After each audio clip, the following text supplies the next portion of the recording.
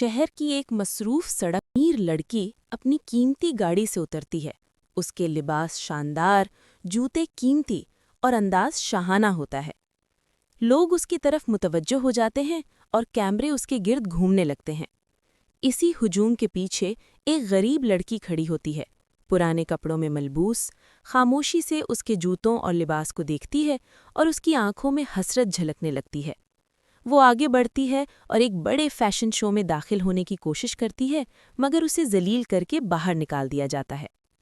قسمت کا مذاق یہ ہوتا ہے کہ اسے کچرے میں 2 الگ الگ رنگ کے جوتے مل جاتے ہیں۔ وہ انہیں پہن لیتی ہے اور شو میں داخل ہو جاتی ہے۔ لوگ اس پر ہنستے ہیں، اس کا مذاق اڑاتے ہیں۔ امیر لڑکی بھی غرور سے مسکرا کر محافظ کو اشارہ کرتی ہے اور غریب لڑکی کو زبردستی باہر نکال دیا جاتا ہے۔ روتی ہوئی وہ سڑک پر چلتی ہے کہ اچانک اس کے پاؤں میں ٹوٹا ہوا شیشہ چبھ جاتا ہے۔ درد سے بیٹھ جاتی ہے، شیشہ نکالتی ہے اور آنسوؤں میں ڈوب جاتی ہے۔ اسی لمحے اس کے ذہن میں ایک خیال جنم لیتا ہے۔ وہ سارے ٹوٹے شیشے اکٹھے کرتی ہے اور گھر لے جاتی ہے۔ گھر پہنچ کر وہ شیشوں کو پگھلاتی ہے، ایک نیا سانچہ بناتی ہے اور اس سے ایک خوبصورت جوتا تیار کر لیتی ہے۔ پھر وہ سمندر کے کنارے جاتی ہے، وہاں سے چمکتے ہوئے موتی اکٹھے کرتی ہے اور انہیں اپنے بنائے ہوئے جوتوں پر سجاتی ہے۔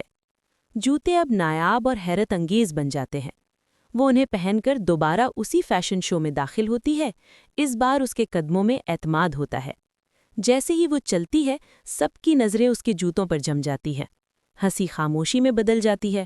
لوگ اس کے قریب آتے ہیں، تعریف کرتے ہیں، پیسے دیتے ہیں اور آرڈر دینے لگتے ہیں۔ وہی امیر لڑکی جو کبھی اس پر ہنسی تھی، اب غصے اور حسد میں اسے دیکھتی رہ جاتی ہے۔ غریب لڑکی پیسے سمیٹ کر گھر لوٹتی ہے اور وہیں سے اس کا نیا سفر شروع ہوتا ہے۔